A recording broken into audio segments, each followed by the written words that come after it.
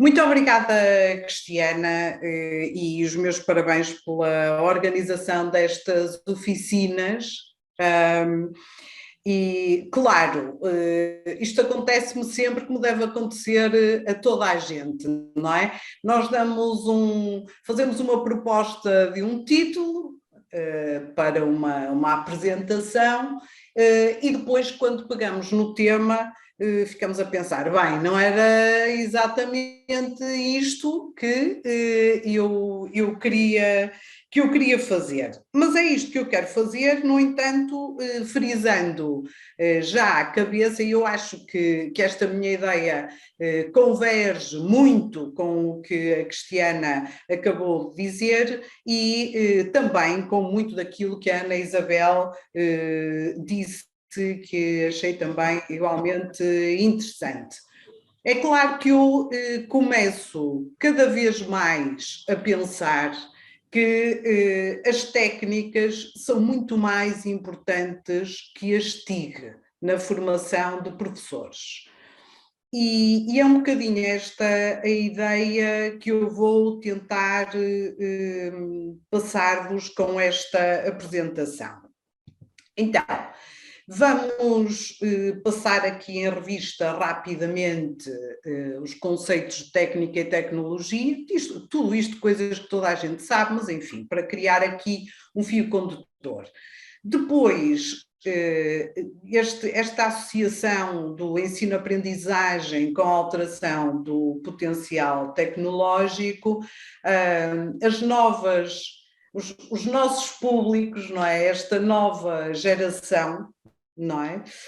E finalmente refletir aqui um bocadinho sobre as técnicas de ensino-aprendizagem e se ainda vale a pena dar tanta importância assim à TIG em termos globais. Ora bem, nós sabemos que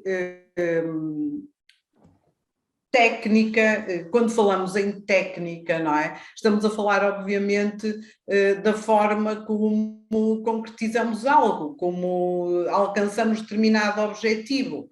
E é do saber acumulado do uso de várias técnicas, a partir do desenvolvimento de determinados princípios científicos, que acabamos por encontrar então aqui este palavrão da tecnologia. É evidente que a tecnologia acrescenta à técnica a eficiência, não é? Que é conseguirmos fazer, mas fazermos também rapidamente. E este é um processo transversal, enfim, ao percurso à própria evolução humana, este esforço de tentar agilizar, acelerar os processos, não é? E também, obviamente, em geografia, também percebemos que assim não é? Quando o professor Orlando Ribeiro pretendia registar, além das fotografias fabulosas, mas registar o seu olhar sobre a paisagem e observar também a mudança, socorria-se do seu caderno, não é? Do seu caderno de campo, para fazer determinados esboços. Todos nós já rodamos um globo, com luz, sem luz, enfim, agora lá está, temos aqui alguma tecnologia, a mistura que nos permite ter versões mais ou menos sofisticadas dos recursos de que dispomos para fazer as nossas leituras e as nossas reflexões e para estudar, se quisermos, geografia. Também é verdade que a tecnologia e muito a internet nos permite chegar a soluções, não é? Fazemos a pergunta ao Google, quero fazer não sei o quê, e aparecem-nos inúmeras soluções para concretizarmos aquilo que nos propomos fazer. O que me parece também que acontece, ou que tem acontecido com esta especialização técnica, digamos, e portanto com os sucessivos avanços tecnológicos, é que parece, não sei se é uma dissociação entre o saber e o fazer, mas que há aqui ou que pode haver alguma perda de profundidade na forma como construo o conhecimento. Com os métodos tradicionais, nós sabemos que, enfim, fazendo os esboços, desenhando os mapas à mão, etc., tendo de ir para o terreno, fazer imenso trabalho de campo, não é? Tínhamos de fazer muita pesquisa prévia para evitar erros no caminho, porque num processo de investigação, se errássemos, tínhamos de recuar e demorar imenso tempo para recuperar esses percursos. É claro que hoje também precisamos de fazer muita pesquisa prévia, mas as ferramentas que temos permitem-nos resolver estas questões mais rapidamente. E, portanto,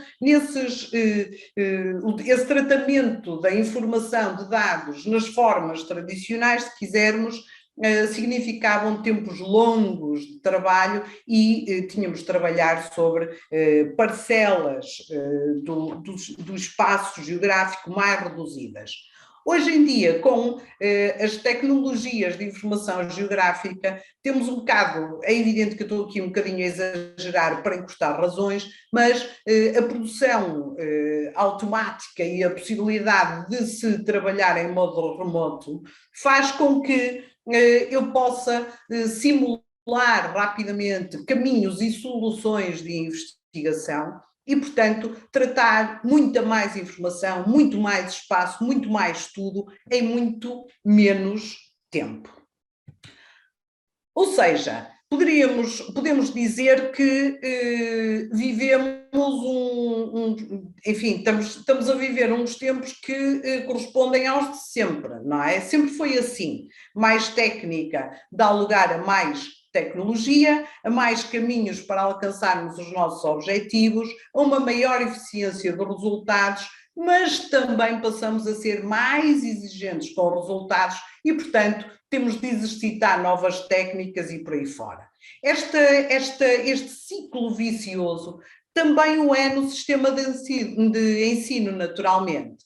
Nós sabemos que a internet e a forma banalizada como se acede à informação tem conduzido a mudanças no contexto de ensino-aprendizagem que sempre aconteceram, só que agora acontecem muito mais rapidamente, sem dar tempo, muitas vezes, de ajustarmos, de adequarmos, seja a formação de professor, seja outros fóruns, digamos, fundamentais para o funcionamento do sistema de ensino. É evidente que esta mudança em todo este processo educativo tem reflexos diretos para o docente em dois domínios, em dois aspectos fundamentais. Naturalmente que temos de assumir a tecnologia tal como chamamos, não é? Este processo já que envolve a ciência, etc., mas numa lógica de mediação de processo.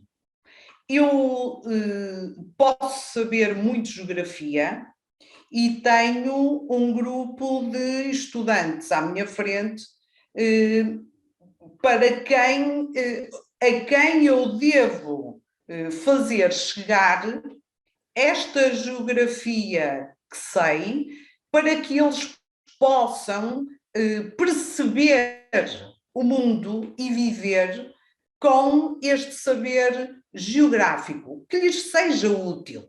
Agora, aqui no meio, neste processo, não é? Nós temos uma responsabilidade imensa, que é a tal intenção pedagógica, e tem a ver com a transposição didática. Como é que eu vou fazer esta ligação? E é aqui que entra a técnica. Não sei se é tecnologia, mas também não estou muito preocupada. Como professor, eu tenho de trabalhar muito esta ponte, não é? Bom,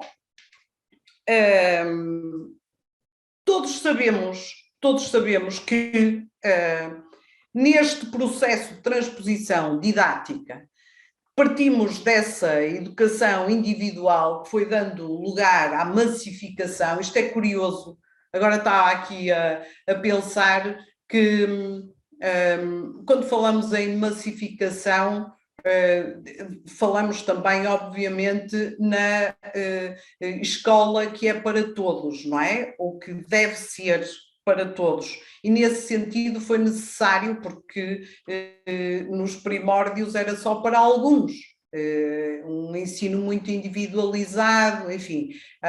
Quando pretendemos que a escola seja para todos, temos de meter muitos dentro de uma sala de aula, não é? Mas, curiosamente, a tecnologia, ou a técnica avançada, se quisermos, permitiu, por exemplo, com a pandemia, que estivéssemos em casa, não é? O professor em casa, o aluno em casa. Isto cruza com uma outra ideia que tem a ver com os princípios do ensino individualizado, não é? Que já todos ouvimos falar nisto. O professor tem de ir para a sala de aula, mas deve respeitar a individualidade do aluno, etc. E depois, de repente, o aluno vai para casa e aqui passamos de alguma forma a ter essa oportunidade, mas não sabemos fazer. E é isto, em termos de formação de professores, eu não vos venho trazer aqui soluções para nada mesmo, mas essencialmente venho trazer muitas dúvidas e que me preocupam profundamente enquanto docente que tenho responsabilidade naturalmente na formação de professores de geografia no Porto. E portanto, este intervalo, digamos, que precisa de ser cuidado, não é? Precisa de ser muito cuidado e ainda tenho muitas dúvidas sobre este processo. Porque nós sabemos que o sistema de ensino de hoje, não é? É um sistema de ensino que envolve muita gente, muitas entidades, muitos grupos, é muito complexo, mas há um elemento comum que tem a ver com a forma como concretizamos as aprendizagens. Essa tal transposição didática que sempre existiu, continua a existir, mas há aqui um fator um bocadinho que começa a pesar, pelo menos do meu ponto de vista, começa a pesar um bocadinho mais nestes pratos desta balança, que pelos vistos não tem só dois, não é? Pronto. E tem a ver com os nossos jovens, não é? Quem são os nossos alunos, não é? O meu saber em geografia, eu posso ter ali as bases todas, não é? Mas as nossas turmas, os nossos jovens estão a mudar rapidamente. E é esta mudança rápida que me leva a questionar. Ora bem, eu já estava preocupada com as técnicas e as tecnologias, não é? Se elas são ou não são importantes. Mas agora, quem são os nossos alunos? Como é que aprendem? Será que o uso que estou a fazer das técnicas e das tecnologias são convergentes com as formas deles aprenderem? Como é que eles... Sim, o pensamento espacial é fundamental quando conseguimos chegar à desconstrução da forma como o aluno chegou ao conceito. Quando eu obtenho uma resposta, normalmente vou verificar na minha grelha, está certo, está errado, não é? Mas, na verdade, eu devia era saber como é que aquele aluno, baseado em quê, como é que deu aquela resposta. Porque é a partir dessa desconstrução, digamos, que eu vou obter respostas para tudo isto que vos estou aqui a dizer. Só assim é que eu consigo perceber como é que ele chegou lá? Que técnicas, que tecnologias, que saberes é que mobilizou para me dar a resposta certa ou errada, não é? Mas é preciso fazer este trabalho ali atrás, a montante, para conseguirmos chegar a muitos destes conceitos, seja a técnica, a tecnologia, a interdisciplinaridade, etc, etc. Eu preciso de conhecer, preciso mesmo de conhecer os meus alunos. Ou seja, em concreto, quando tínhamos, eu coloquei aqui esta imagem deste telefone Nokia, que se calhar muitos dos que estão a assistir tiveram um telefone destes, eu tive, não é? E, de repente, enfim, agora tenho um telefone onde muitas vezes trabalho no telefone, com o telefone, faço praticamente tudo. Antes só fazia chamadas. O que é certo é que eu não tive de fazer nenhum curso, não é? Para me adaptar a um instrumento que responde às minhas necessidades, aos meus objetivos, etc. O que é que eu quero dizer com isto? É claro que a formação de professores tem a responsabilidade na formação nesta área das tecnologias de informação geográfica, mas parece-me com franqueza, e digo-vos isto porque temos 2 unidades curriculares no plano de estudos do MEG do Porto, e, na verdade, confesso que muitas vezes estou a aprender com os meus estagiários. São eles que me trazem formas novas, diferentes, mais eficazes e eficientes de fazer essa transposição didática através da tecnologia. E a Elsa, porque, enfim, ou já não tem a agilidade dos mais jovens para fazer essas buscas, não conseguiu chegar lá. E então dou por mim a pensar, então eu tenho é de promover esta capacidade de adaptação nos meus jovens professores de geografia para que eles sejam suficientemente versáteis para procurar essas soluções quando estiverem no seu contexto profissional, não é? Porque, enfim, sabemos, já conhecem estas imagens, com certeza que eu aqui trago, acho muito interessante estas imagens que circulam desse visionário que no início do século XX, enfim, fez aqui alguns desenhos sobre como seria o mundo no ano 2000, esta em particular, em que vemos o professor está a colocar numa máquina os livros que depois são transmitidos enfim, cá está a tecnologia, são transmitidos para os alunos. Se calhar não são os livros, mas é o Google ou outras formas de pesquisa e de trabalho. Assim como esta outra imagem que retrata a criatividade e que me faz lembrar que, de facto, temos professores que estão a ensinar gerações que corremos o risco, não digo que temos professores fantásticos, mas corremos este risco de ter professores que continuam a olhar atentamente para os mapas, mas com gerações que conseguem sobrevoar e ver outras coisas completamente diferentes. Já sabemos também que, em termos de princípios, dos princípios educativos, das práticas educativas, estão definidos há muitos e podíamos recuar no tempo até não sei quando, para encontrarmos os princípios que encontramos hoje em muitas das formulações, nomeadamente naquela que vemos hoje, enfim, pelo menos quando eu falo no projeto Maia, não é? Tenho ouvido falar muito, não sei o que é, não perguntem, não façam perguntas sobre isto, porque eu não sei. Tive a preocupação de ir ver quais as ideias fundadoras e achei que era um bocadinho a repetição daquilo que foi dito por Comenius ou por Gusdorf já nos anos 60, quando dizia que os professores já não eram precisos, não é?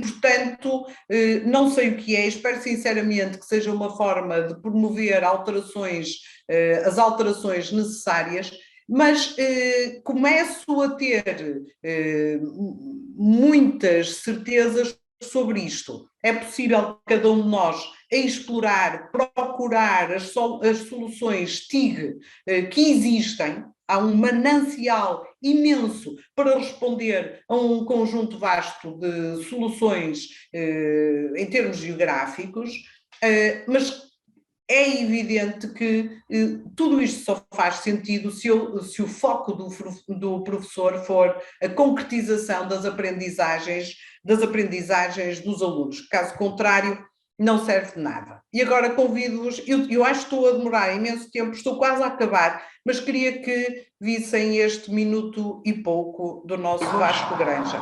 Correspondendo ao apelo de inúmeros amiguinhos nossos que querem saber como se faz um desenho animado em Portugal, resolvemos hoje vir aqui visitar um estúdio de animação na Rua da Madalena. Fernando Correia vai agora mostrar-nos como é que se pode fazer um filme em Super 8 em nossa casa. Com certeza. Nesta câmara leva um filme Super 8.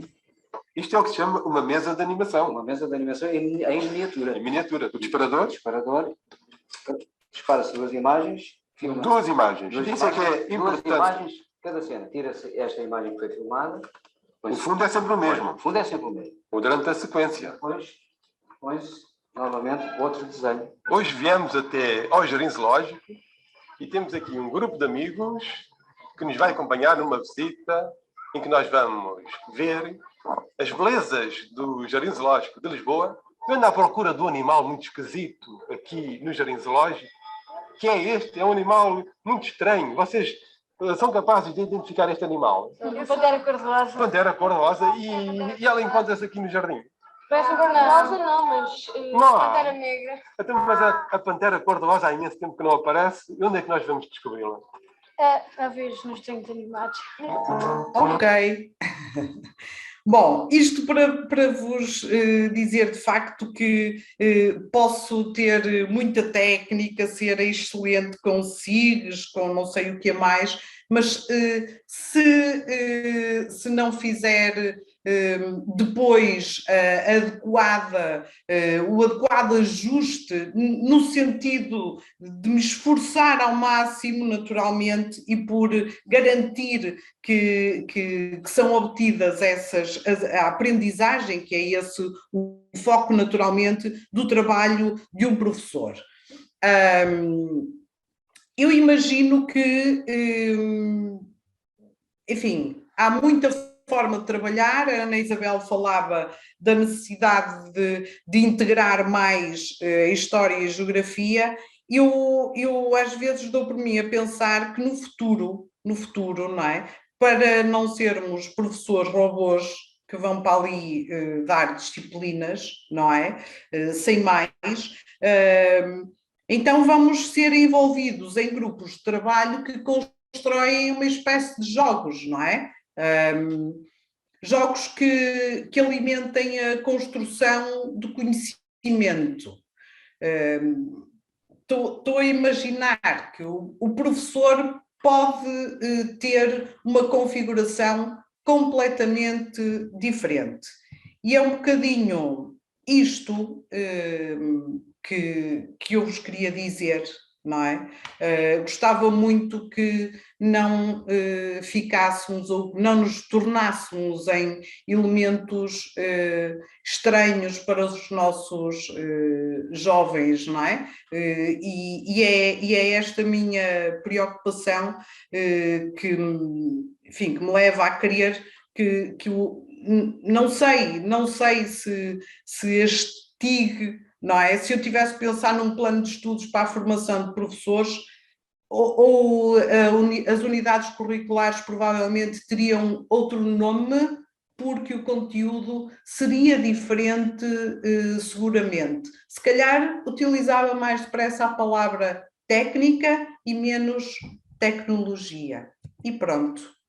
Aqui, não interromper a conversa dos alunos, eu copiei a imagem da internet, eu se calhar colocava, temos de escutar mais os nossos alunos, não é?